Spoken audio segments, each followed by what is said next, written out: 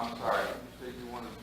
Delete Okay. discussion for regular meeting and add discussions for 8 invoices that won't take that much. They're ordinances, I'm sorry, yeah.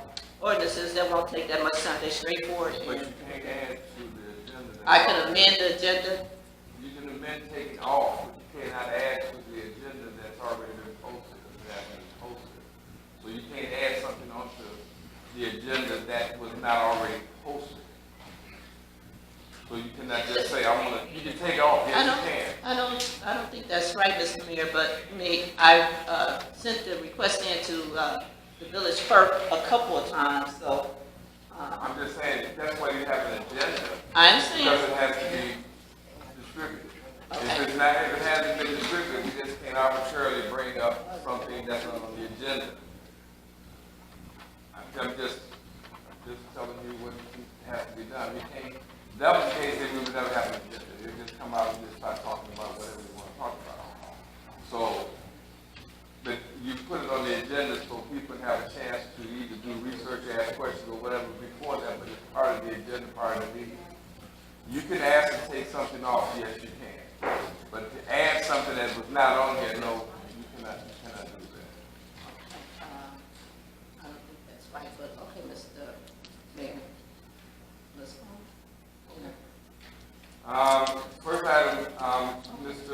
Frank Catalani. Catalan, okay. Yes, sir. And this is for business concept for the 2555 Rush Street. I think that's over in Carlisle Estate. Is your mic on? No. Okay, you want to press that button until it gets, and hold it until it turns green. How's that? Yeah, you go. Okay, so thank you, Mr. Mayor. My name is Frank, and the last name is a difficult one, I know. It's pronounced Castiglione. That's Leon. Yeah, and this is my client, and his name is almost as bad as mine. Tan Tahiri, but he goes by Tony. Okay. And if you want to call me Frank, that's fine. So thank you, Mr. Mayor, and good evening, village trustees and administrator, and you may have the kindest village clerk I've ever met, so she's very nice. She's been helpful this evening. So this is pretty straightforward. We just met. I don't know her, but she's been very nice tonight to me anyway. The address is 2225 Rush Street, but the crossroads, which may be more helpful, is Route 30 and Transportation Drive. So this is about a 12-acre parcel. It's vacant currently. There may be some farming going on there. I can't tell. My client has a contract of purchase he signed with the owner, but it's contingent upon a zoning change. He's not interested in farming. He'd like to develop this, which would require a C3 zoning. It's currently residential R1. And this is not a formal presentation. Clearly, this is not a zoning hearing. This is just an introduction so the village can know who we are, generally what it is we want to do, and nothing more, really. So there is a not to scale, not professional, handmade sketch that my client has prepared. And you can see it's roughly the top, let's say, 25% or so is not the first phase of what he wants to do. You can see that they're in the north west corner. There's a gas station. Below that, there is to the right. There is south. There's a strip mall, and there's parking right up against Route 30. He doesn't intend to do that immediately. What he intends to do immediately is the area to the south. So, if you can see, there is what purports to be a building on the very far bottom, the south end of this parcel. And the building would have service bays, large service bays for trucks, for tractor trailers, a warehouse in the middle, and then some office space for various purposes on the far right-hand side. He has sketched out an asphalt area, a driveway of sorts to get to it from off of Transportation Drive. The remainder of the property, all the way up to that line, that horizontal line you see there, which is the alley, he would have that, it would be leveled and gravel and all the vegetation removed and fenced.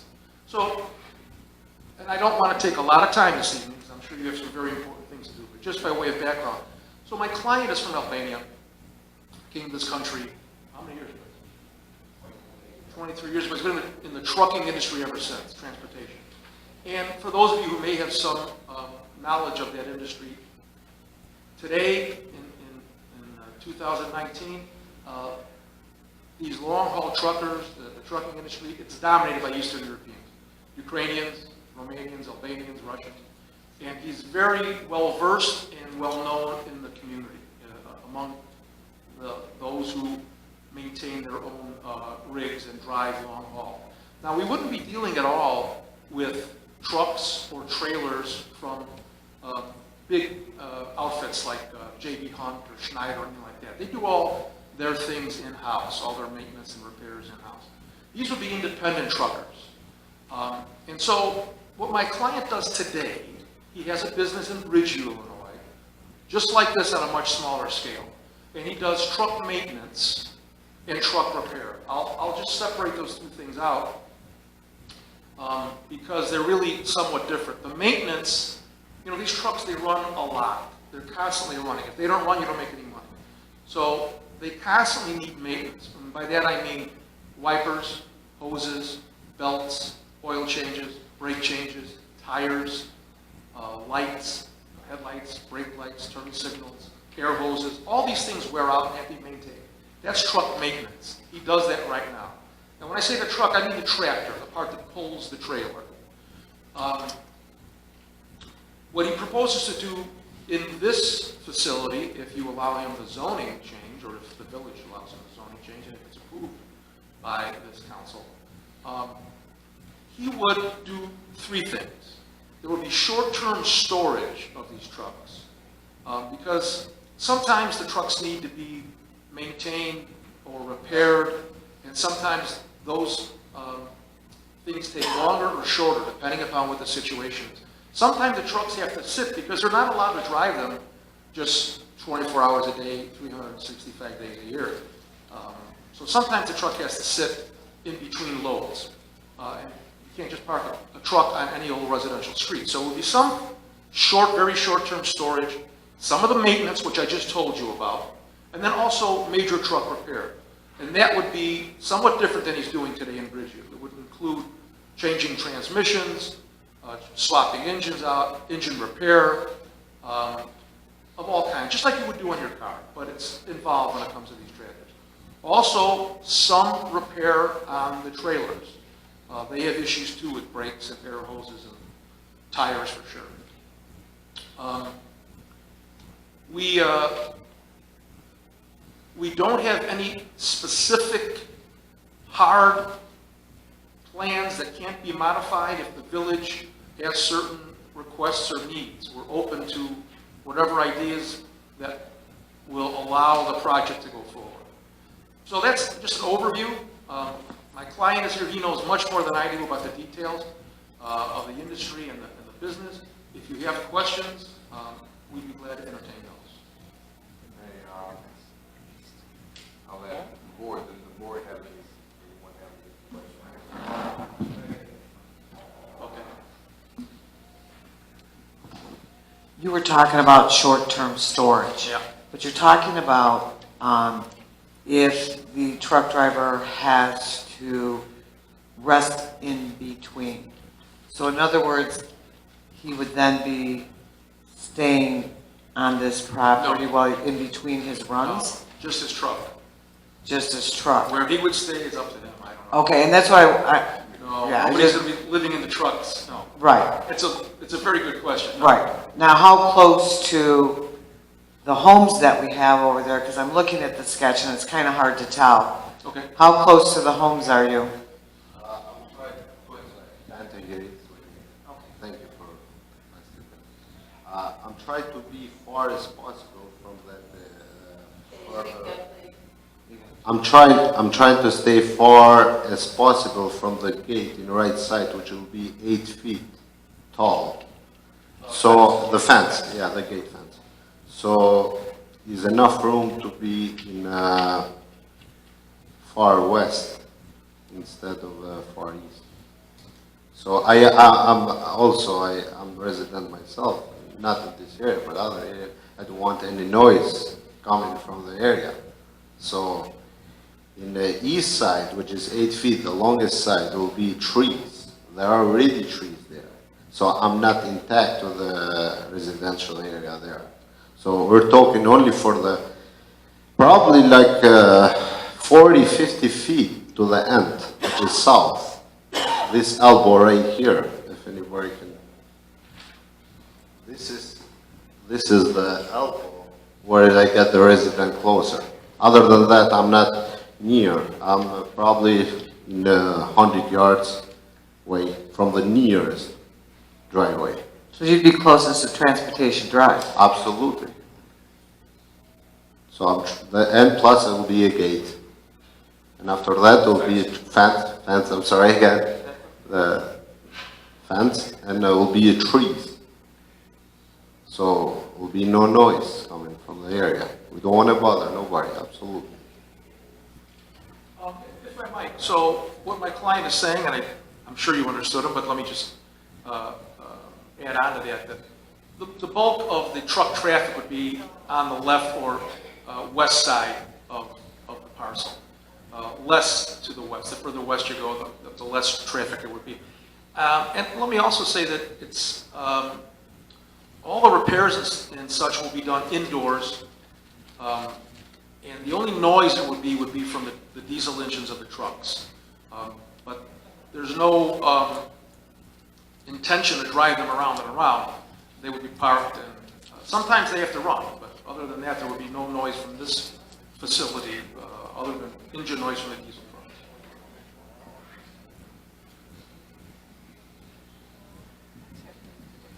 trucks. Yes, ma'am. My comment is sort of lengthy. I know you're aware, I'm going to give you a little history of what I know what's going on and the way I feel the way, and maybe you can understand.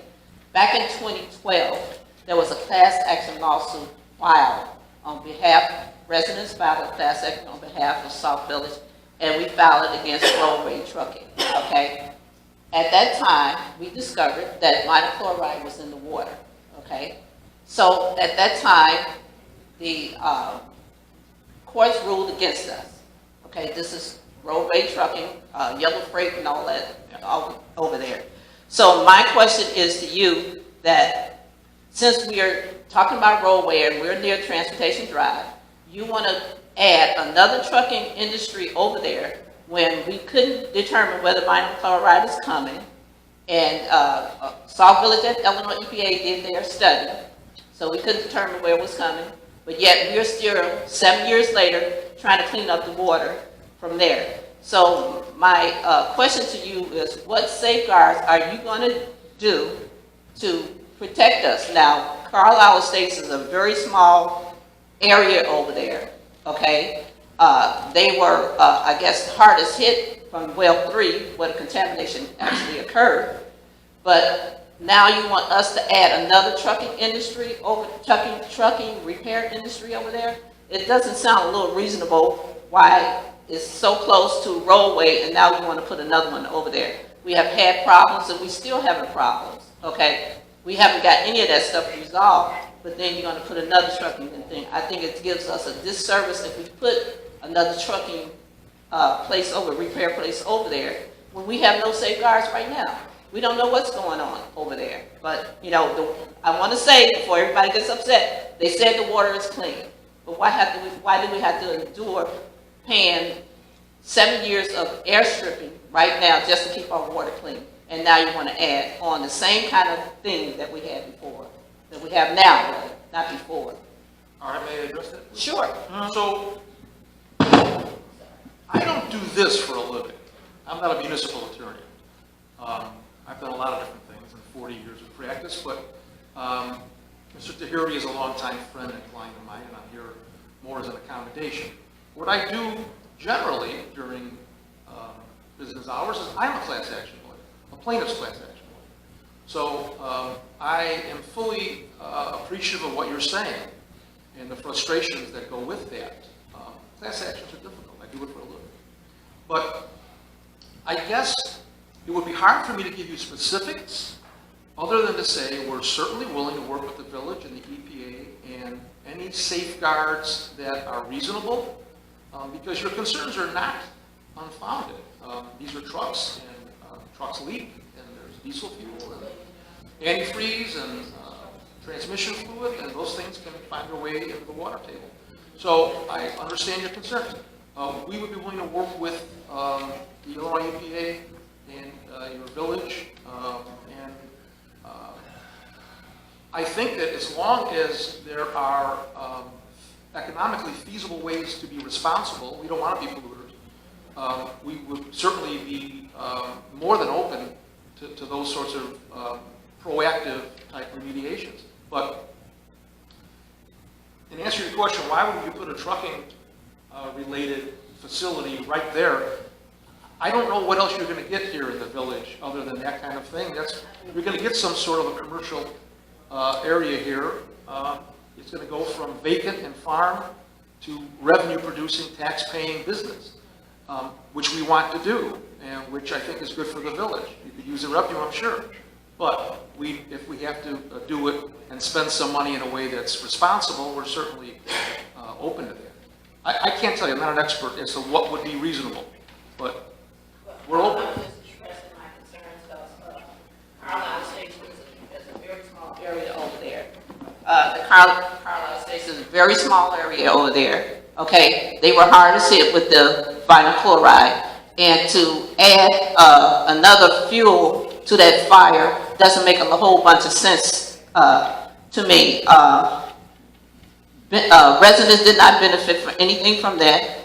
In fact, Roadway won the lawsuit, so we're still at the point where we're still cleaning up our water, we still have air stripping, and well 3 was down for about a year before it came, we had to put it back online. We had to spend all that money. We spent $4 million to get these air strippers up just to clean the water. So now, I'm just going to leave that alone because it doesn't do us any good to have another trucking industry over there. We near Transportation Drive, okay? It doesn't do, especially Carlisle Estates. I think they have like 120 homes over there or something. It doesn't do them any good. Well, I can disagree with you, ma'am, because I for real, I want to make money on the business, my work. But honestly, those people on your area will benefit too. We're bringing a lot of working people to work here. I'm not going to do all those works myself. From the beginning, from the first shovel, those are the people who are going to work there.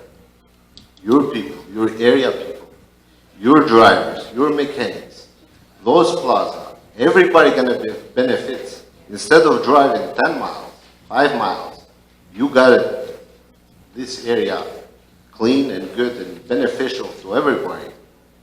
So this is industrial country. We're not in a third world country not to develop the place, but that's your choice. You can do whatever you want with your city. But I think this is better for a community, way better, because a lot of people will work, a lot of people will have a handmade going to paycheck. So that's why I'm here. I have a question. What are your hours planned to be, and about how many jobs do you plan to bring to Sauk Village? I think more than 50 jobs. And gonna start 8 a.m. in the morning until 6 p.m. Only daytime. Okay. And one more question.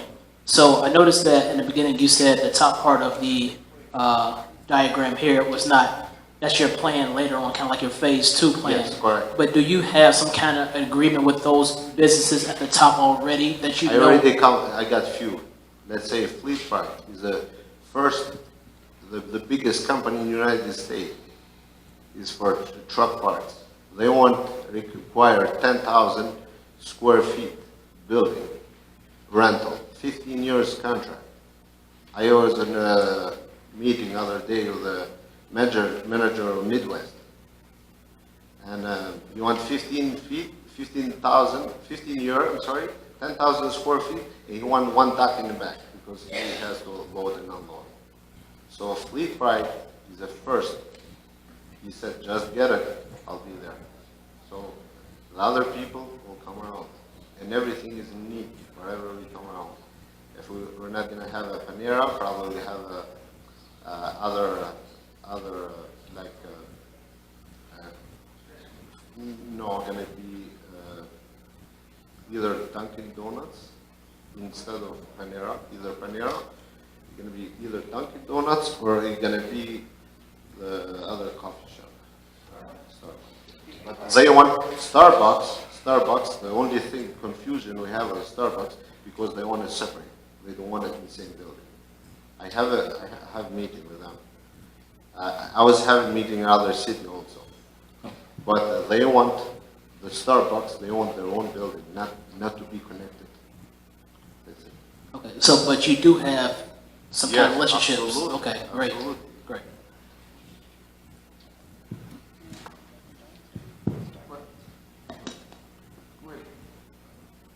So anytime there's a zoning change, what is the process in alerting or asking the neighbors, the residents that are involved? What is the process in getting their feedback? Is there an open hearing that's being held, and that's at the zoning process, correct? That's at the So zoning. this is a preliminary discussion. What they want to do is basically, and this is what my understanding was, correct me if I'm wrong, they want to know should they proceed to the hearing. They want to hear feedback now. Is it conducive for them to go ahead and go further? The next day would be to schedule a zoning committee meeting. They want to know should they go to that next step. This is what they're coming here now to get a preliminary feel from the board that they should go ahead and go to that next step. That's exactly right. If I might comment, Madam Trustee, your zoning procedures in this village are among the most complicated I've ever seen. So it's a lot, which is fine. It's a process. We respect it. But there's plenty of notice, believe me. We just don't want to go deep into that rabbit hole of expense and time if it turns out the village doesn't want us. If they don't want us, they don't want the development, we'll go someplace else. And I don't mean to say that in a way that's disrespectful. It's just, I don't want to waste my time, my client's money, and your time. If it's not what Sauk Village wants, we'd rather find out earlier rather than later. And I don't expect you to give me a yes or no. But we're just trying to test the waters, introduce ourselves, and if it's something that doesn't seem like it's possible, we'll move on. And I appreciate that, and I respect that, and that's why I'm saying, at what point do the residents have buy-in? Oh, during the Because zoning process. we only have today to talk to you. No. The residents during the zoning process, you've already spent money, you've already made a commitment. Oh, yeah, no, that zoning process that you have in this village is quite thorough. I And know. and there's plenty of notice and plenty of meetings. Right. So before we get back to you for approval, we have a few hurdles to jump over. As long as the residents have Oh, yeah. buy-in, I'm not, By gonna- law. I can't make a decision. Oh, I no, want I don't residents' expect buy-in. you to. Yeah. I just wanted that on the record. Yeah, yeah. No, as the mayor said, I think he said it correctly. We're just looking to test the waters. If it's something that we should go further, we will. If it's a red light, don't even think about it in Sauk Village. That's okay. We just would like to know. What safeguards do you have in Bridgeview? City Hall. We don't do that in the meeting. We don't do that, ma'am. We have a spot on the agenda for public comment. I'm kind of shocked that you would yell out at the meeting. Don't be shocked, I need to know. Okay, well, if you want to stay at the end now, we can. If you just want to stay and talk to you after they get through with their presentation, they can ask you, but we do not shout back and forth at a meeting. We do not shout back and forth at a meeting, ma'am. I'm just asking you. Thank you. Gary, come. Gary. And you're talking doing major engine work, transmission work. Are you gonna do body work, spray paint and all that stuff? That's because I'm worried about, for the people who live 100 yards away, 200 yards away, whatever it's gonna be, is the smell, Absolutely, we're not gonna. you know, the noise. I understand. I know it's in many cities a special license, but there is no. I don't And have- it's not a matter of the village wanting it or not. No, It's not, we want it. I won't It do just, it's just, conducive to what you're saying No. for the land. It's not It's, for me. It's not for me, that business. I'm worried about the people in that neighborhood. No, they will be safe for me. But it will not be, it's not my kind of business what I do, Right. so I don't do that. Even for, absolutely. No, And the truck, there's no trucks that got there running 24/7. excuse me? During the winter, they don't. It's a lot for someone who's coming in to get some work done. Actually, Your parking lots. to resolve that problem is to put an electrical cable, so you can charge the customer. Right. Whatever I mean, required, because- and the truck will be shut down. So Right. You charge them, let's say, a fee of $5 a day, so it will cover the electricity during the night. Here you go, no noise. I just plug it. Yeah. Well, there's no noise if the engine's not running. Right. But if the electronic dipstick is on, it keeps the diesel warm. Now, when you guys are done with your presentation, can you stick around to answer their concerns? Sure. Thank you. We don't, I would like to see promise this go. That's but why we're here. I'm worried about the people who live there. Thank you.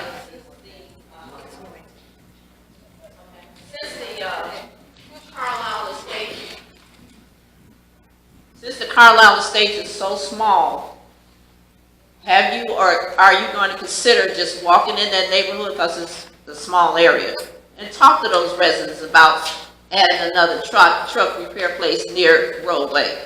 I mean, have you ever considered that? No. Okay, and to piggyback on what the resident talked about, what safeguards, other than you said you're going to talk to Illinois EPA? No, what I said was we'll be open to anything that the village wants to coordinate with the Illinois EPA. Uh-huh. If there's some reasonable safeguards, we're more than willing to do it. If they're economically feasible, sure. Are any of the homes in, near, on Rush Street, because there's a few of them down on the street, are they gonna be torn down or moved? No. So we're gonna be on the back of a, Yeah, have you been over to Carlisle Estates? Okay. Yeah. Okay? Any other questions? I do have a couple. Yes, sir. I saw on your schematics here that you have a gas station. Is it gonna be gas and diesel or just gas? It's a dissipated gas and diesel.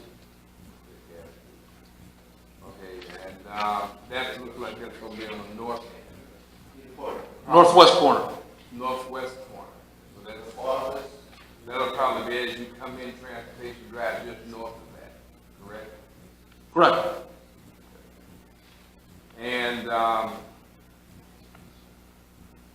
how many, I'm looking at you have parking, how many do you think, because the strip mall is fine out, that's great, that's how you can, offset some of the, part that you have, pay for, but the truck parking, what do you anticipate, how many trucks you can park? Now, that will all be south of the alley. None of the trucks will be up in the north end there by the No, plaza. I'm talking about where it says truck parking. How many? Yeah, oh, you want to know how many? Yeah, Well, there's trailers and there's tractors. Okay. So I'll let my client address that separately. I assume will be probably like 80 to 100 total, maximum. Over 12 acres. So this probably will take like 8 acres, because I'll leave the north side around 4 acres. So I think the room is, we're like, excuse me, I definitely can't get right here, and you all, you got a microphone. So, thank you. Okay, so you're saying, so I think the room is enough for like 140. That's my measurement. But I think between 80 and 100, because I'm trying to stay far away in the residential. Because I don't want any complaint tomorrow. They're gonna knock your door probably. Oh, this guy is doing this or that. I don't want that.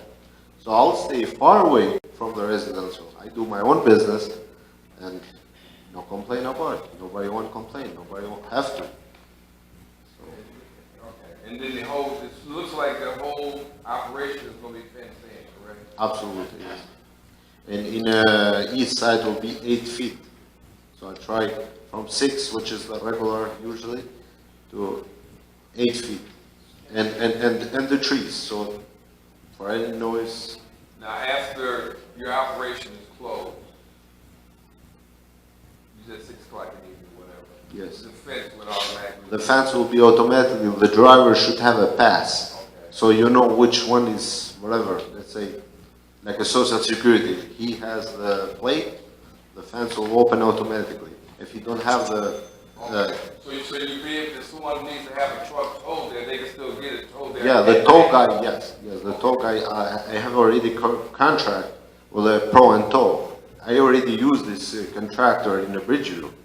So he know, even he has the key of my shop, so it's, he will have the pass. There you go. You need to tow it 2 a.m., he can tow it, leave the truck, get out of there. But you do know there's standards for waste as far as oil and things like that. There's a certain process that goes through. They don't just go down the drain. No, And if someone comes by and sees that, then there's I fines. understand. So there's certain things. Start with $25,000 fine, sir, I know that. Okay, is there any other questions? I don't know. Do you want me to take a consensus to go around, or do you want to go on what you're looking at, what you want, okay? No, it's not necessary, Mr. Mayor, we just really wanted to introduce ourselves. Okay, all right. Well, I'm sure you've heard, you know, pros and cons, and, I'm sure they had a chance to hear exactly what it is that you're proposing. All right, thank you very And much. if there's any other questions, or if they have some follow-up comments, we can get. Right, is there a comment? Mr. McGrath has all that information. On Mike McGrath? Yeah. Oh, okay. I've given him emails and phone numbers and such. I'd be glad to give to the clerk. I would appreciate that because I asked for it and the only thing I got was your address and the database on that agenda, which is not. All right. All right. Thank you. Thank you all.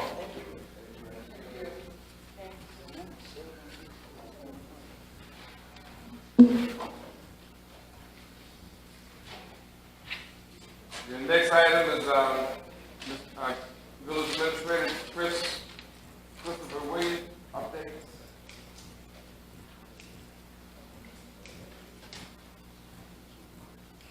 Good evening, my name is Christopher Williams, Village Administrator for Sauk Village. I am greatly appreciative to be present for the Sauk Village residents as well as the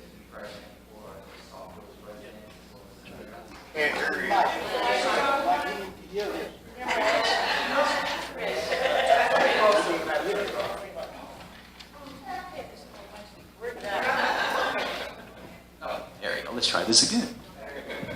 I thought I was doing pretty good. This is up my flow, but once again, good evening. My name is Christopher Williams, the Village Administrator for Sauk Village.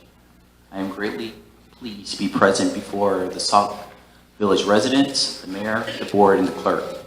I'm going to provide some brief updates. I got to admit, today is actually a really great day, so you might even notice that in my voice. I'm really excited. I had some great opportunities within my week and a half, to some degree, to have some one-on-ones with the mayor, trustees, the clerk, and then also a departmental meeting. In addition, I was meeting with CMAP today, so there's some real stuff that we're working on. Obviously, regardless of how I got here, one of the things that I've been really pleased and grateful for is that I've had the opportunity to work,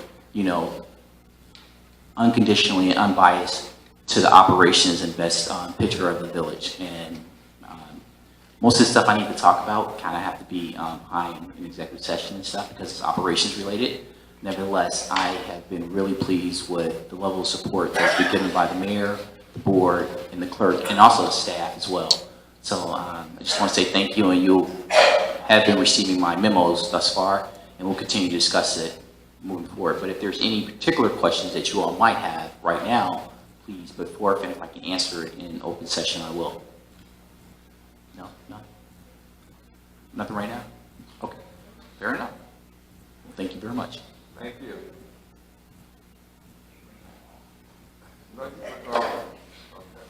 The next item,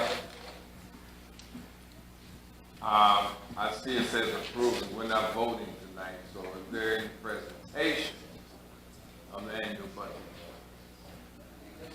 Oh, I'm sorry.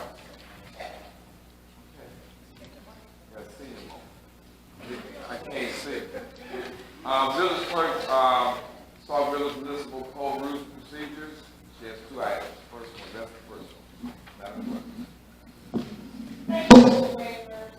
Clerk. Trustees, I presented to you a nice little packet that looked like this. Did everyone bring that? Trustee Brewer, do you have yours? Yeah.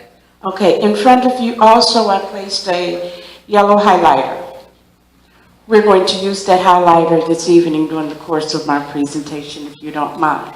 If you look at the cover of the document that I provided you, I said that we will be talking about the Municipal Code, Article 2, Division 3, and we're going to focus strictly on rules of procedures this evening and looking at sections 2-64 through 2-83.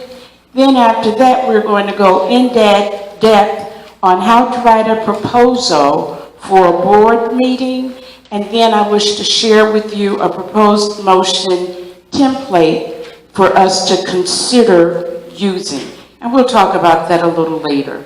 What we're going to look at though first is the largest of that packet, the one that is stapled. We're going to go through that because that is the entire Division 3 Rules of Procedures that is a part of our municipal code. Some of you were not here when Muni Code came in and gave a presentation on how to do searches on the website for our codes and everything. So as we go through, I'm going to just highlight a little bit so that you know what you're seeing when you visit the website looking at the code from its inception, when it's been updated, how you can tell if it's been updated. On the very first, if you look at it, you see Division 3, Rules of Procedure. Then the next line after that, you see Section 2-64, and that deals with the scope and the compliance that's required. We're not going to go with Section 2 through 64 or Section 2 through 65, the order of business, which is basically what we do when we go to board meetings, attend board meetings. I am, though, going to draw your attention under number 10 where it says adjournment. I'm still on that very first page where it says adjournment. Underneath that, you see where it says Code 1977. That is that's the code that this is referencing when it was updated. And then where you see Code 2005, that lets you know that an ordinance was approved at some point in time in 2005 that altered that code from 1977. And I am going to ask Debbie as well as Sherry to feel free to jump in whenever to assist me with this process because you all were very instrumental in it as well. Let's look at Section 2-68, which is standing committees. Now, this one is not the most recent because we just amended an ordinance for standing committees, but this is the one that was done by Trustee Todd in 2017 when we first came on. How do you know that that was 2017? Well, it goes through the current committees that we have, but then if you skip that next page and go to the next one, down at the bottom, right above where it says Section 2-69, where it's talking about special committees, if you look over right above that, you see that it's the code from 2005. Do you see the number of times that there's been an ordinance amending? Does everybody see that? If you look at it, you can see ordinance number 383. So say for instance, and we have all of these ordinances here. So say for instance, you want to see what did the original ordinance say? You're able to go and pull ordinance number 383, or you could pull ordinance number 657, or ordinance number 0249, all the way down to ordinance number 17019. That is how you collect your historical data when you're interested in the life of what we're doing. Okay? That's all I wanted to do there. Next page, section 2-70. It looks at committee reports.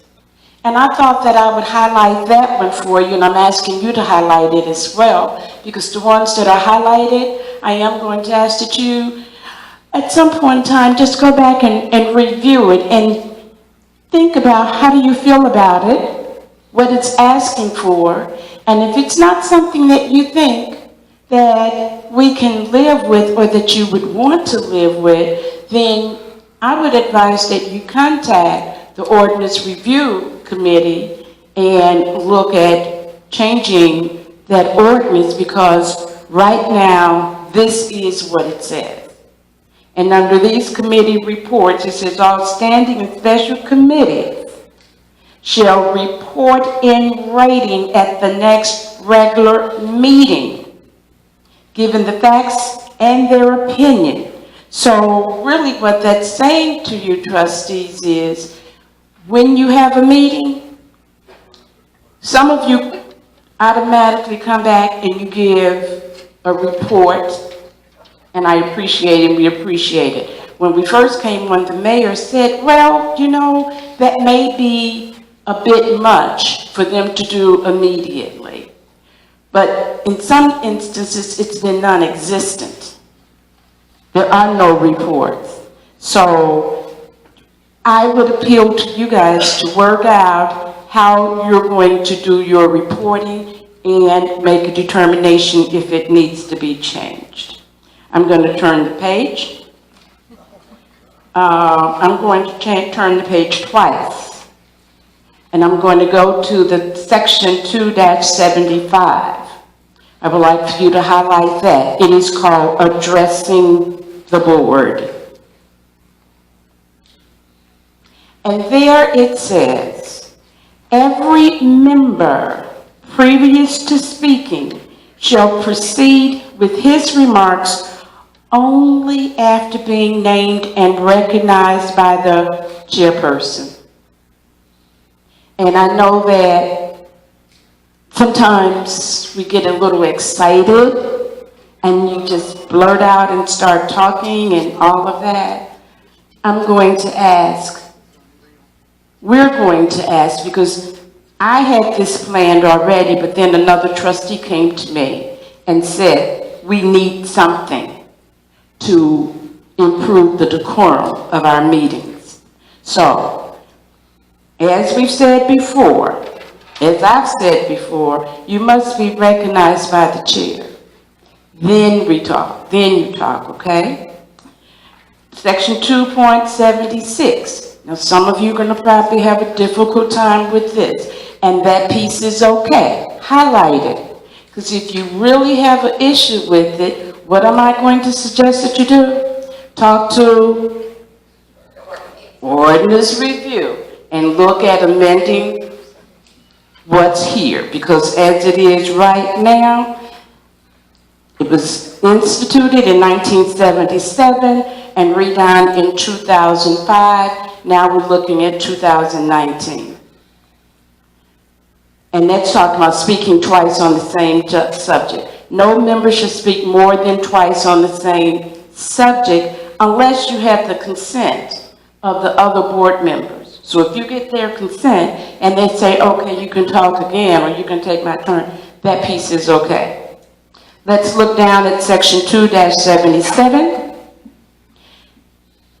This is concerning the rules and regulations concerning motions and questions. Questions can be considered debate as well. And we've not been doing that very well over the last month or so.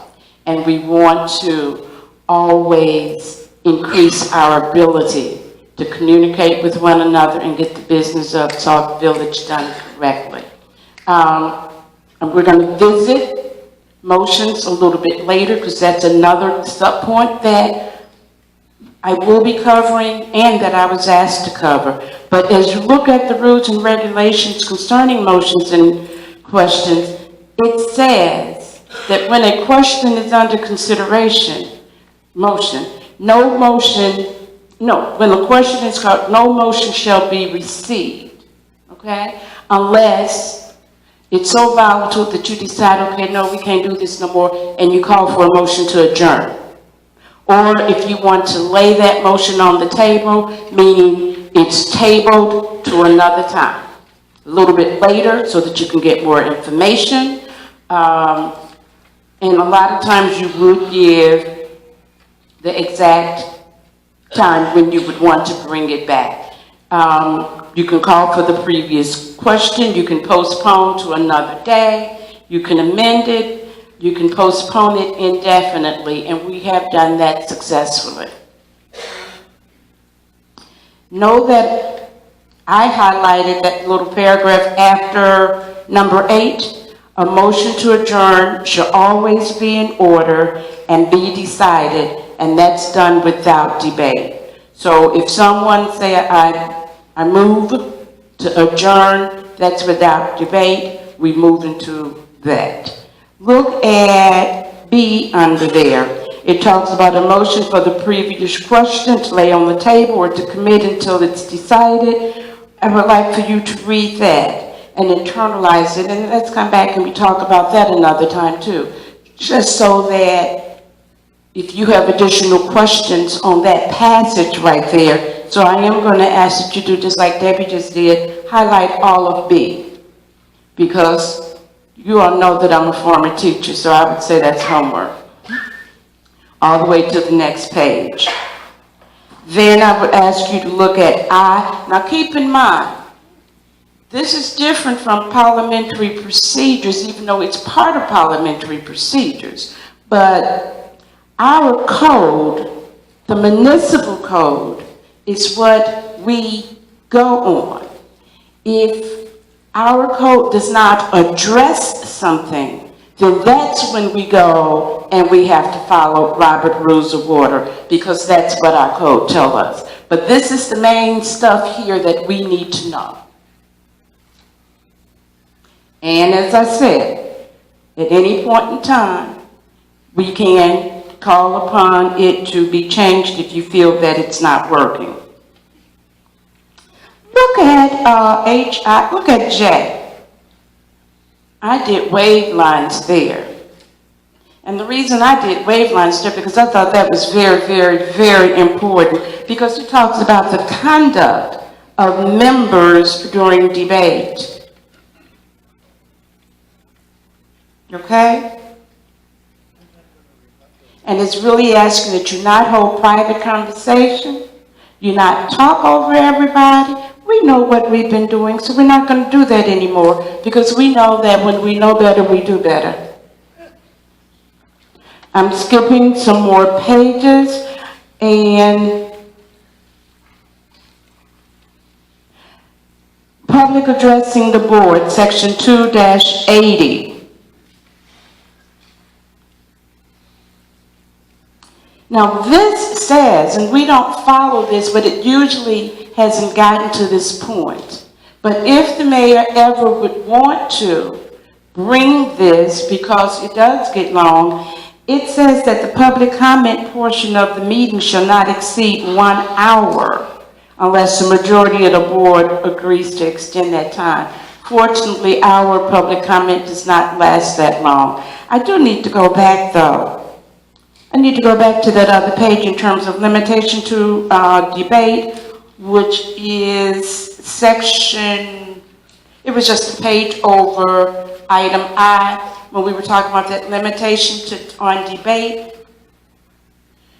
not only does under I, it says no member should speak more than twice upon the same subject. That means even if given the approval by other trustees, you can only speak to a topic 2 times. But then, listen to this, no member shall speak longer than 5 minutes at any time, except by consent of the board. If you want the time limitations removed, who do you need to see?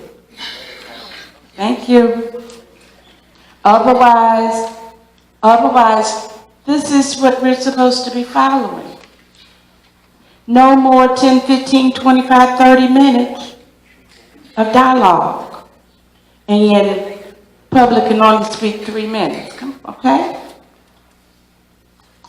And that's what I'm going to just highlight for you in this section. But that does not mean that you should not want to read it all. And this is only one little small part. You know how big that book is. So hold on to that. The other thing that I have, it's basic parliamentary information, and it's procedures for handling your main motion. Know that the document that I copied this from was yellow. So hopefully you're able to see this, but am I boring?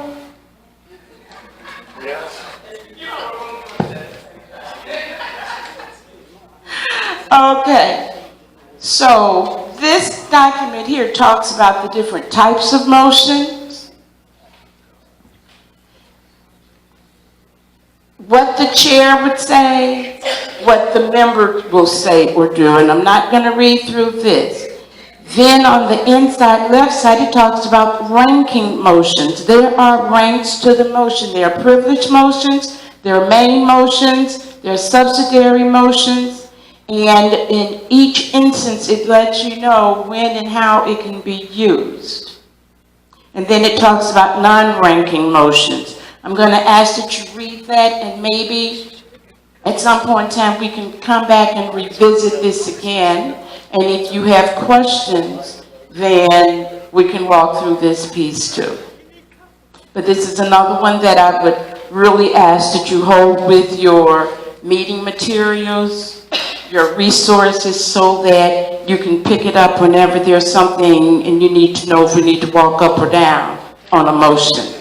But we do have a couple of motions that have been placed on the floor, that then other motions were placed on top of it, and then we never went back to the main motion, so they're just dangling, and you don't want unresolved business as we're talking about doing a service for the village, okay?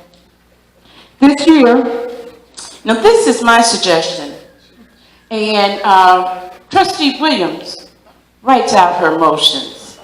And in a number of other organizations, they write out their motions as well. And I found that when you write your motion, I see you shaking your head.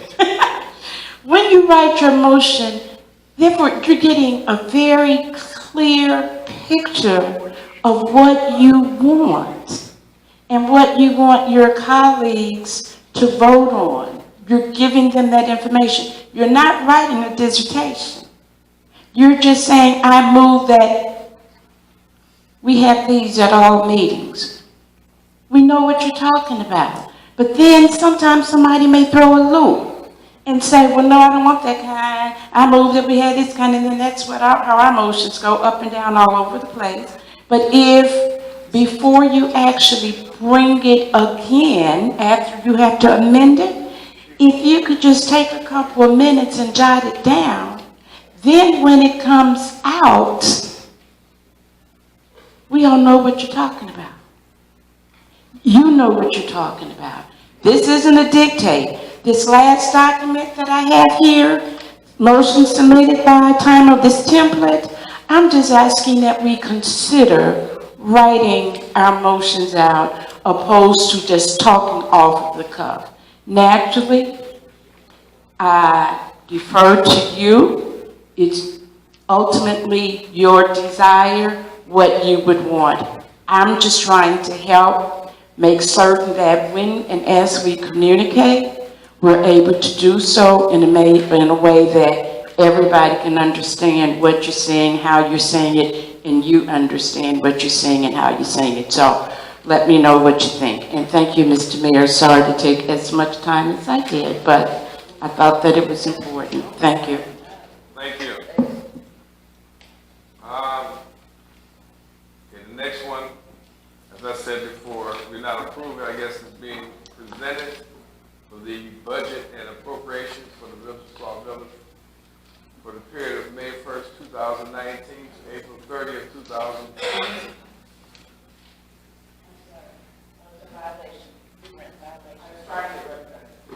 I'm sorry. I was reading. Oh, okay. Okay, do you need to go back? Is there any comment on what she said? Can we hear you? Just to have the clerk email this to us so that when we're ready to make the motion, we have it. We don't have to worry about coming to get a copy. Just email it to us. Thank you. This next item again, is there anything someone is presenting as far as the appropriation in the budget? I see it on the agenda, so I didn't know. Okay. The next item, I don't have anything. So, who has to have a foot on? Who has to have a foot on?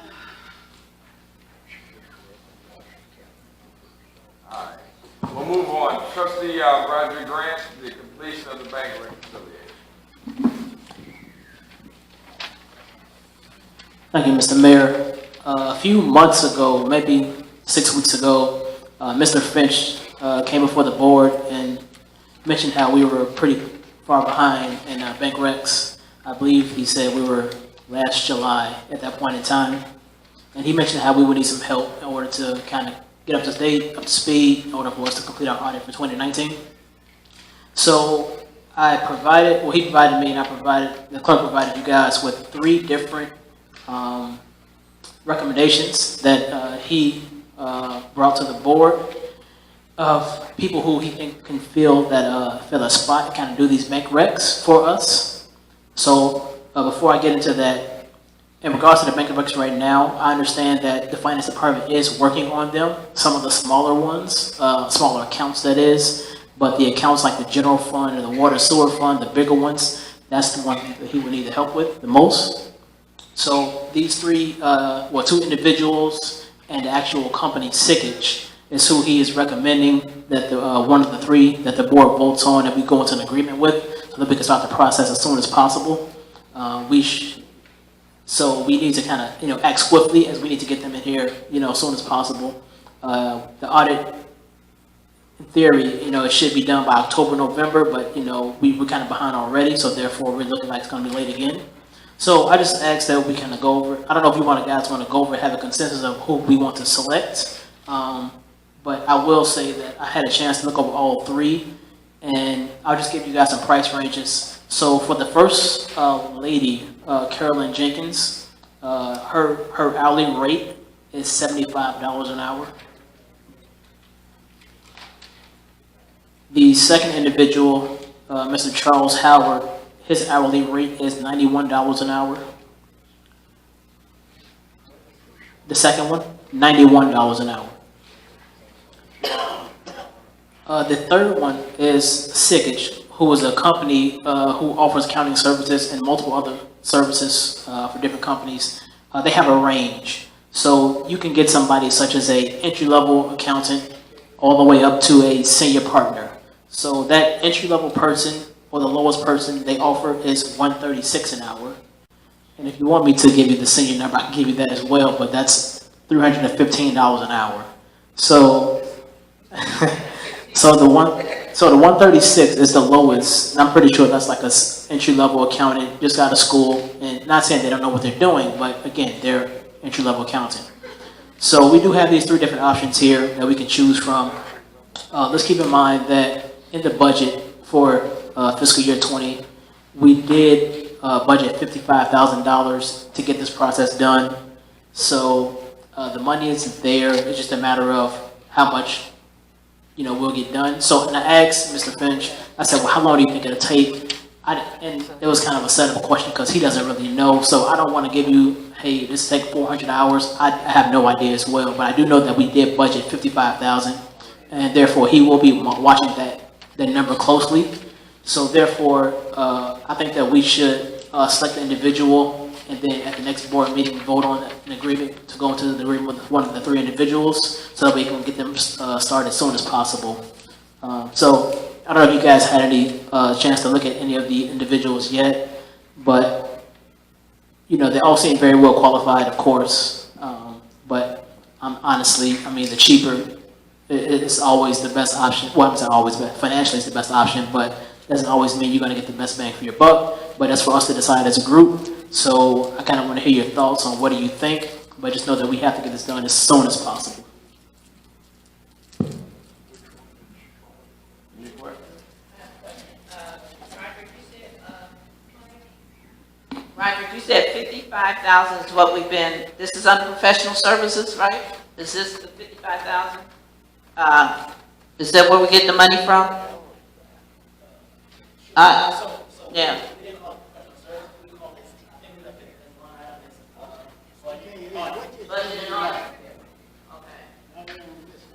And so, in other words, we're gonna have this person do bank reps, plus we need a finance director. Right? Wait, say it again. We need this person to do bank reps. And we have no idea how long it's gonna take them, take whoever. Correct. Do it, plus we're gonna have a finance director. Correct. So this person will be catching us up Okay. with the bank recs. Okay. And we will also have our finance director, Mr. Finch, still in this position. And I'm sure he will help out as needed or if possible as well. I don't know how many hours it will take.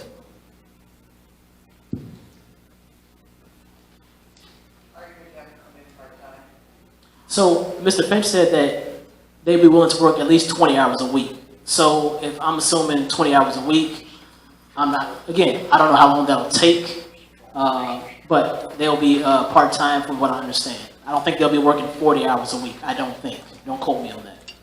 I just did the math real quick. At $75 an hour, and you allot $55,000, that's 687 hours. First of all, I would hope that it doesn't take 687 hours, but it's good to know it's there if we need it. So in the meantime, when we bring this person in as soon as possible, we're still aggressively looking for a finance director, because at some point I'm assuming that they may be working in tandem, because we need a finance director. Mr. Finch isn't going to be here forever. So are we still looking for a finance director? Could they possibly be working in tandem? I'm sure that between Mr. Finch and Mr. Williams and the mayor, they are actively searching for one still. I think that's always a priority. So yes, they will work in tandem. And you're right, he won't be here forever. So I will hope that he can get in, the person can come in and kind of learn as much as they can from Mr. Finch before the new person starts. Because he would just have some tribal knowledge that the new person won't have, right? So. And why the limit of 20 hours? Why couldn't they work more hours? That question. The sooner we get this done, the better. We've got crunch time. I'm with you. If they can do 40 hours a week, great. But I would encourage that. Yeah, I think that's something that Mr. Finch and Mr. Williams will work out. Any other questions on the three? Because I think if not, we should just go ahead and, for the record, select which person we think, so that way we can vote on that person next week's in the board meeting. Weren't there some applications submitted for part-time help for this? Yeah, I know there was some resumes turned in. They applied for the finance director job, and they were even offered to come and help us get our books right.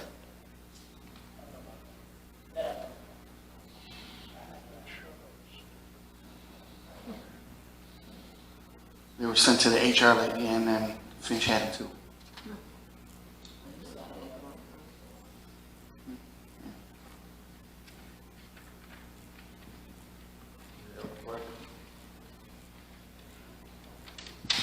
Well, Well, I'll say this, if you guys don't want to make a decision like on the spot, I would say if you could email your suggestion of one of your three to Mr. Finch, village administrator, and just let them know, hopefully by Friday, so that way that the clerk can get it on her agenda, I'm sorry, Thursday or Friday, so that way she can get on the agenda for next Tuesday. Wednesday, Thursday, tomorrow. Okay.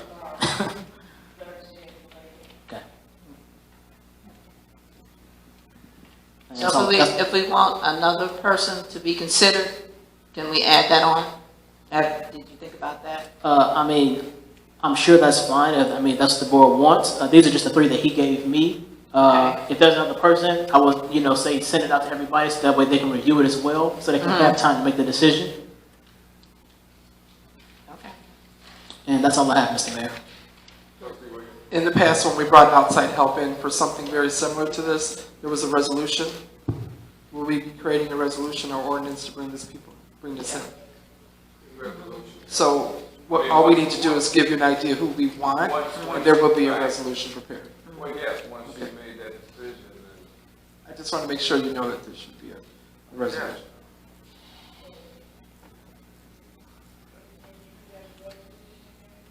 well, you have to, first of all, you have to make a decision, and then after that, have a resolution. So, I mean, do you want this to be on the, that's what my question was gonna be, do you want the decision to be on next week's agenda? If so, then the resolution has to accompany.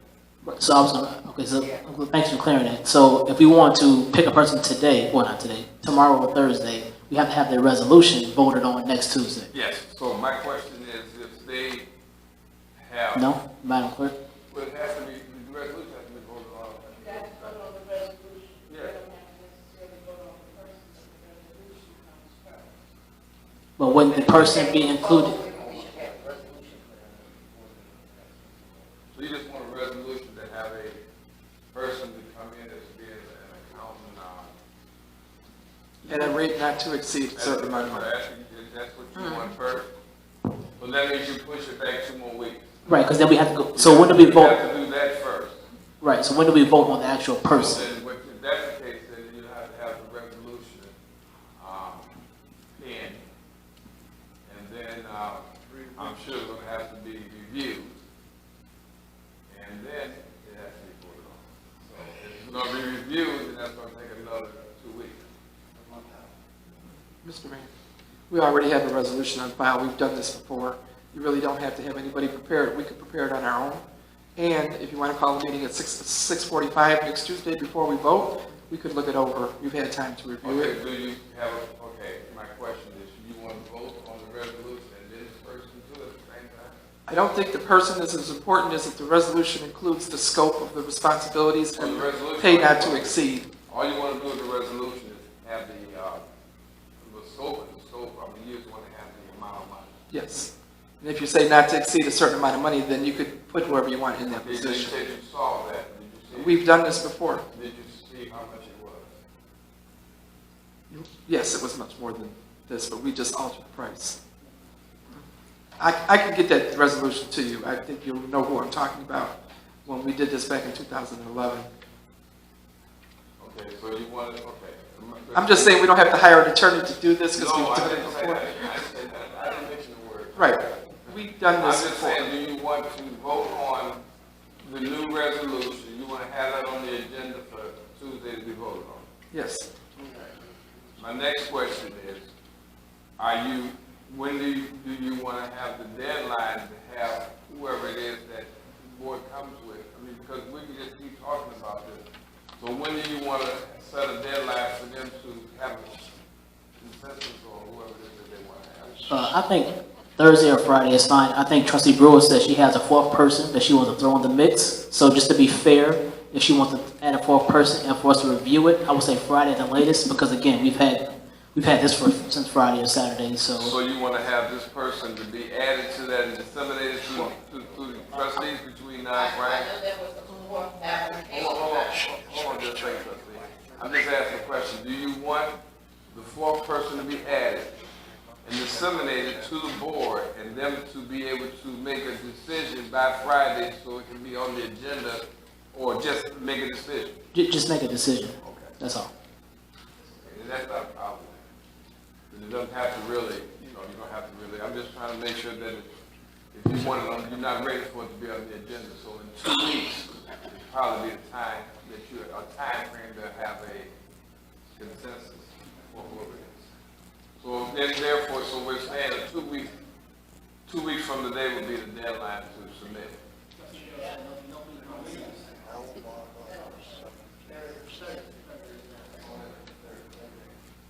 Okay, so then it'll be a month from now. What I'm saying is, if you make the resolution, you're not pinpointing to a person, because the resolution is vague. It's going to say that we're going to hire a temporary Right. finance person Right. at amount not to exceed. The person we put in does not have to come back before the board, because the resolution is going to allow for the scope of work and the amount of money. So then that, but my question still says, I understand what you're saying. You're saying that you don't have to vote on who the person will be. But if you're going to submit someone else, who's going to make the determination that after the resolution is there that this person is hired? So I would suggest that since Mr. Finch gave us these 3 recommendations, I mean, I'm sure he has, extensive financial experience, as we all know. So it should be up to him to decide whether he wants to include that person or not.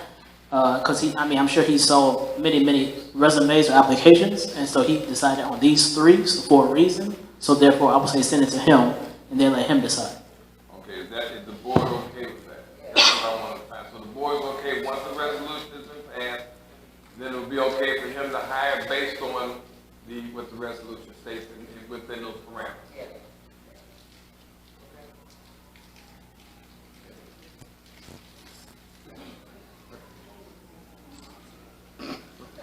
All right, the public comments. You're gonna need a microphone. All questions, comments will be directed to the mayor. Each speaker may comment on any matters related to the village responsibility. Each speaker is allowed 1 opportunity to speak up to 3 minutes and may not engage debate or counter discussion. I'll answer all questions at the end of our public comment. Please state your name when you come up to the front.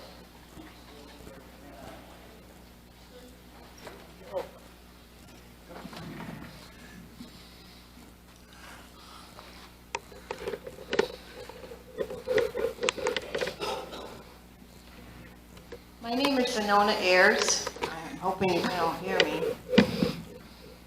I live in Carlisle Estates, and I solely resent these people coming into my backyard and putting this god-awful truck stop right next to us. Where they're bunting this facility is right next to a park, children's park, where they go and play. Is that going to keep them out of there now?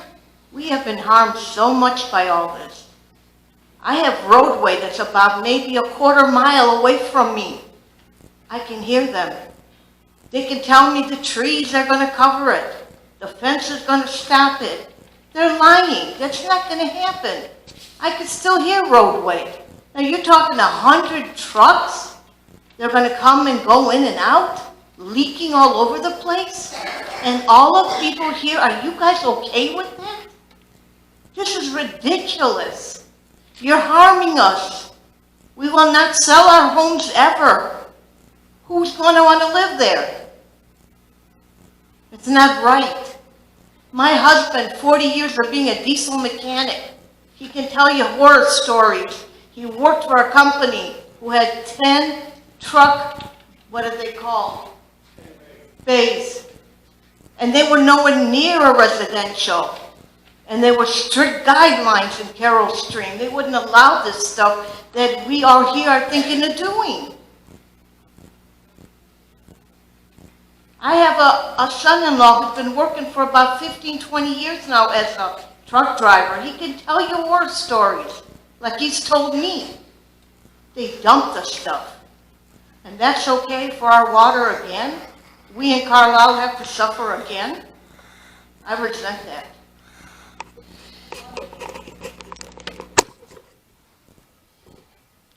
And then they promised us this wonderful strip mall. Oh, let's just glorify it. It's going to be wonderful. We have a lot of places that are shut down here right now in the village. Who's going to want to go there? Surely not I. And once again, I will talk to every resident in Carlisle Estates, and we will bond together and we will say no. We don't want that in our backyard. We don't need to have it in our backyard. And I would appreciate if each and every one of you think of how you would live with that next to you. Thank you.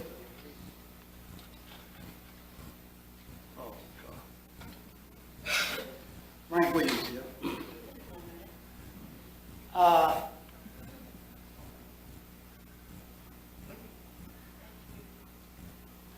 would like to ask everybody, Sunday at 1 o'clock, if you would come to my church. We're having a spaghetti dinner, and the spaghetti dinner is for sending kids on a trip so they will enjoy some things with them. So if you have nothing to do, please come to Sauk Village Church. It's the last church. If you leave in the village, it's the last church on your left going down to Stager Road. If you're coming in from Stager Road, it's the first one on the right.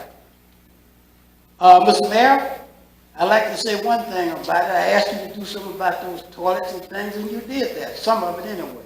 So now I'm asking you to look at the water fountain out there and see if we can, if it can't be clean, I would suggest we get a new one out there, because when our company comes here, I mean the water's bad, but when the company comes here, we would look like for them to have something decent to drink out of. And the second thing is that, you know, this village is a very good village. But I think when we get ready to put something together like we have here tonight, I think that the people in the village should look at it and know what they get ready to be in for. I mean, I don't have nothing against progress, don't get me wrong. But my thing is that if we're bringing something into the village, I think we should look at it from our standpoint. What is it to us, and what is it going to do for us? I mention these things because a lot of times when business come into the village or something like that, that we don't know about, and we get a little bit out of shape and wonder, why wasn't we asked? That's the whole idea is why you guys are sitting there. It's because when you get ready to do something like that, at least let us know and let us be informed of what you're doing. Thank you.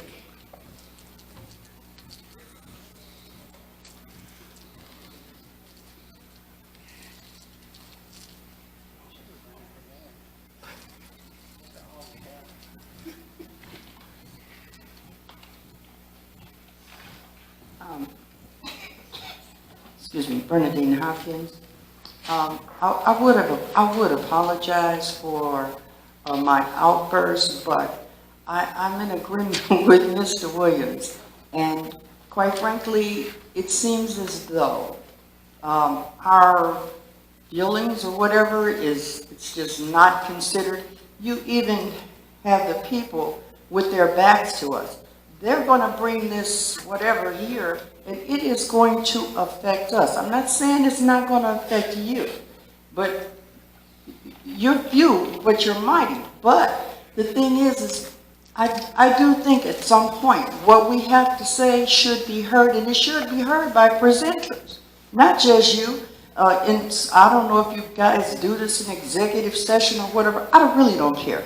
But the point is, I'd like my concerns addressed by the individuals that you have here, offering or presenting various things that are going to affect my life, our lives. So, I don't know if I got time for the rest of this, but I don't know what type of businesses we're trying to attract here, but and I also don't know if we're becoming a trucking community or what. But if this is if this is the case, then the continued, or let's say, I don't know how to say this. I'm concerned about the water. I really am, because we're still using well water. All right, things soak into the ground. People say they're going to do this, they're going to do that, yeah. But the bottom line is we're still dealing with water that if you put it in a teapot, it'll shoot out crystals. Something's wrong with that. And that's what it's like now. So let's add 100 or 100 to 140 trucks in that mix. I was thinking maybe we could consider like a farmer's market, ice cream parlors, things like that, that maybe the members in the community could get together and do. I understand that we need commerce, but I don't think we need our major commerce to be as transient populace, like, let's say, hundreds of truckers. That's not good for me, that's not good for my children, that's not good for my grandchildren, so on and so forth. And I'm hoping you all are really just, not just looking at dollar signs and just looking at what you could possibly be. I like my baby with 2 eyes, not 3. Okay? So that's all. Thank you.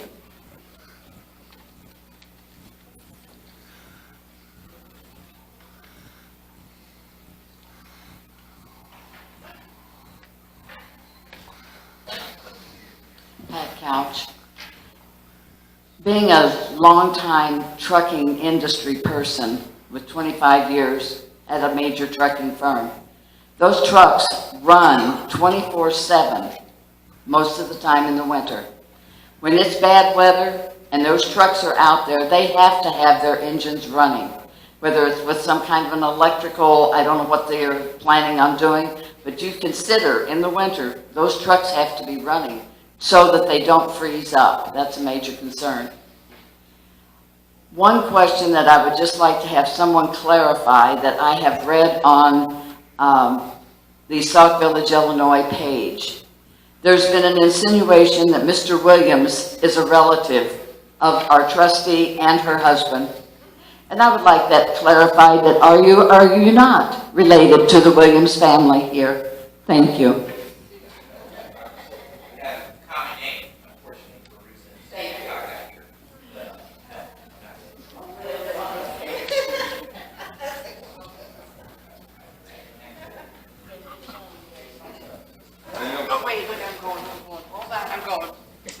You are?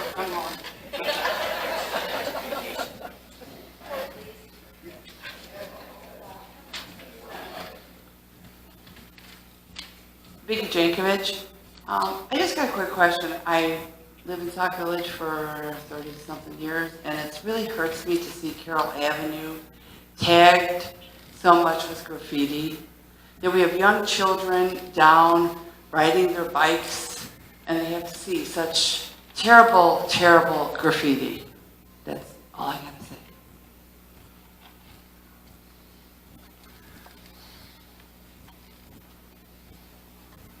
Okay,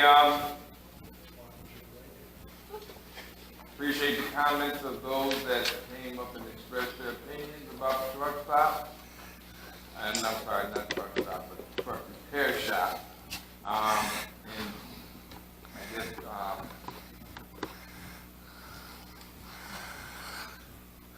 trustees, I'll put it this way, trustees heard your comments, and the guy came today, he came to get his feel whether he should go to the next level. So I'm sure we can let him know how the people that came out today felt, and it's up to him to decide on whether he wants to go to the next level or not, because it'll be upon him to do that. And then the next level would be coming to the zoning board, and then at that same time, the residents can still speak at that time too. The water fountains in the village are plastic.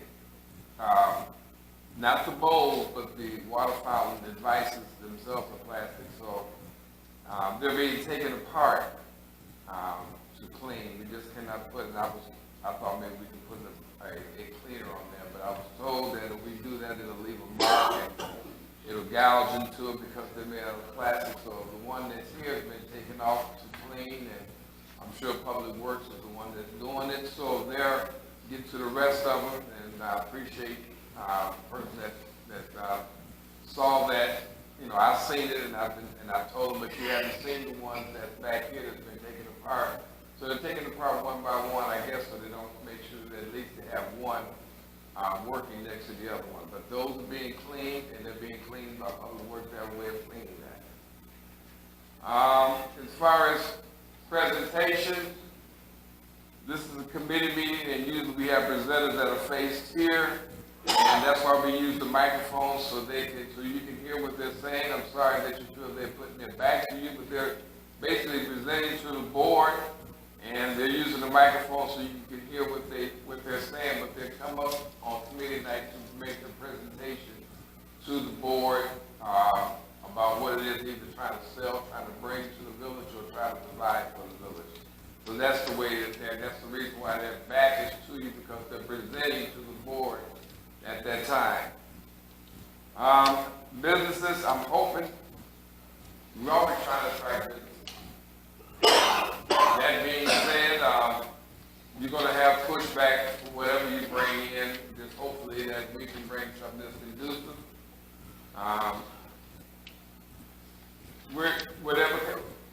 I hate when people say we're just a trucking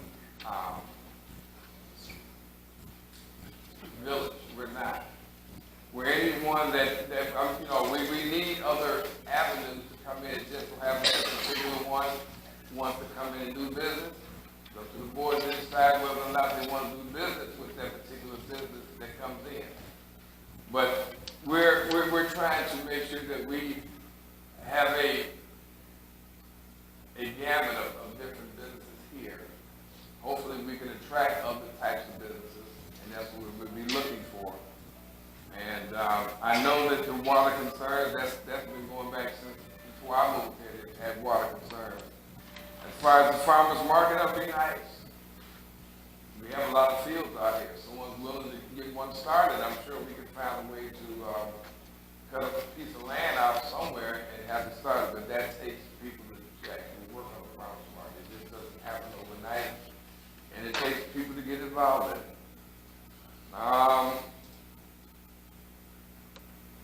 Graffiti. I don't know how to answer that one, because people are going to do that. If you can catch a person in the act of doing it, or you can, let us know or whatever, fine. Vice versa. We see that happen, we will we will tell them, to continue that, but we're going to have to, and this is something I brought up to the public works, we'll have to paint over those homes that have done that, and paint over those particular boards that it happened to. Hopefully they don't come back and do it again, but you give them a clean slate to do it. But how do you stop that? I'll be willing to find out. You can let me know at the end of the meeting how we can go about stopping someone from putting graffiti on anything. I'm open to suggestions. I really am. The only thing I can think of is like catch them in the act, but who can I blame if I don't see that person? The graffiti has been going on since I was a kid, and I'm sure since you guys have been children, they've always wrote things on trains, side of homes, and everything. How do you stop it? I don't know, but I'll be willing to listen to any suggestions that they may have. That being said, I'll ask for comments. I'll start with Trustee Bruce.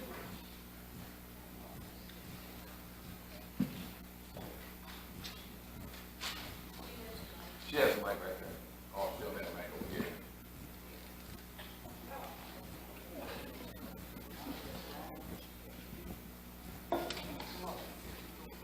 My comment relates to the truck repair place.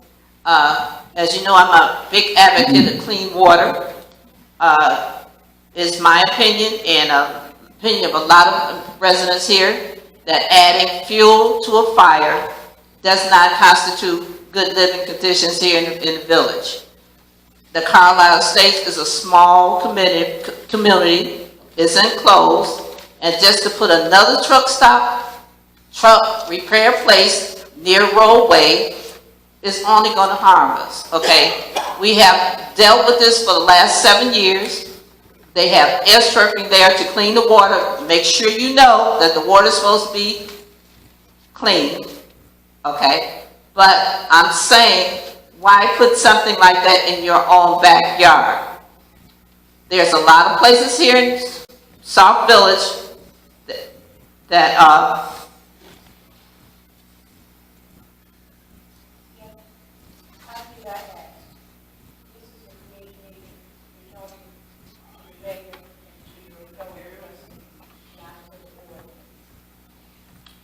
There's a lot of places here in Sauk Village that could have a truck repair place.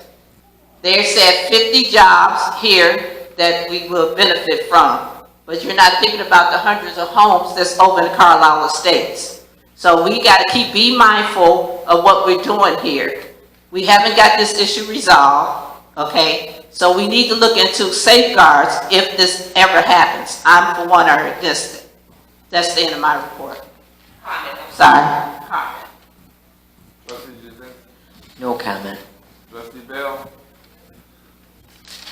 We gotta look where we're located. We need to look where we're located. You got expressway, you got a way station, Route 30. It's all major highways. We are basically a trucking community. We used to be called Cardboard City back in the day. We were Ford steel mill workers in the 60s and the 70s. Times changed. All the truck places around us. Gas and Wash, Marco Transport, all the guys. It's all the same. If that spot's not feasible, why can't we find them a new spot? I know it's all about money, I'm sure. The land's they're probably getting a good price on the land. But we can't harm the neighborhood no more. If we want the business, we gotta help them.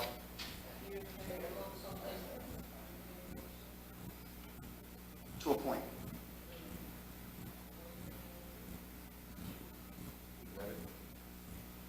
Trustee Grant?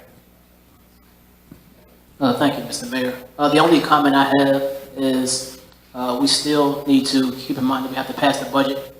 I saw a lot of back and forth via email about certain things that we want in and out, and I just hope that before we do vote on it, whatever board meeting in the near future, that we talk about it one more time, whether that's in executive session or out in public, because I feel that there are still some things in there that we all have to compromise and agree on. And that's all I have, Mr. Mayor. Thank you. Trustee Todd? No comment. Trustee Williams? Thank you, Mr. Mayor. First of all, could we add to the budget some more mics, please? I don't think they're that expensive. Would you say that? Can we add bikes to the budget? Oh. I mean, in one of those line items, somewhere, about 4 or 5, maybe. Okay. Well, thank you. For the public, Sauk Village Public Events Committee, we had some really great events on this past Saturday. Actually, there was 4 events in Sauk Village. There was, first of all, the recycling event, partnering with Commissioner Donna Miller and Sheriff Tom Dart's office. That was fairly successful. We're going to be doing it again next year. And at the same time, Donna Brown and Gooch had their book bag giveaway. Excellent, fantastic job. I think they should be applauded for that because they do this of their own. So I am very thankful for what you bring to the community. And then we also had the community prayer at Holy Praise Tabernacle at the same time. And then we ended up with the robotics workshop from 1 to 4, and the kids just had an awesome time. They actually took a box of Legos and all different tables, and they each created a component to make a working robot. And it was phenomenal to see these kids working together and putting their pieces together into an actual working robot. The next robotics event will be explaining to them the technological part of that. First time was building it, now we're going to learn why it works the way it does. So we're looking forward to the next workshop on that. And on August 31st, there's a blood drive at the Crossroads Church, right down the street where the spaghetti dinner is. And it's from 10 to 2 on August 31st. We need 5 more people to donate blood. And also on August 31st, the library is having their first annual end of summer fundraiser. And if you want any more information about that, you can go to the library and find out. And I just wanted to say that we have a new Sauk Village Public Events Facebook page, and we would like for everybody to like that page, because what we're going to do is we're going to try to encourage more people to attend the events as we continue to do more events. We've got September events that are in the works and October events. There's a calendar on the back table that actually has some of the events listed, and we'll be filling that out and putting that on our page. We have a corn and dog roast on September 7th from 11 to 5. We have the parade, which is Labor Day, and we still need people to sign up to be in the parade. You don't have to be a company. You can be an individual. You can be a church. You can be any type of organization. Each of the trustees have one. I need this back as soon as possible, whether or not you're going to be participating in the parade, because Ed Myers is our parade chairman, and you know he needs to get all this back so we have an official lineup. So I want to thank everybody who came out this weekend and participated in these events, but the parade is our next main event, and we need to get people to register as soon as possible. Thank you very much, Mr. Mayor. Thank you.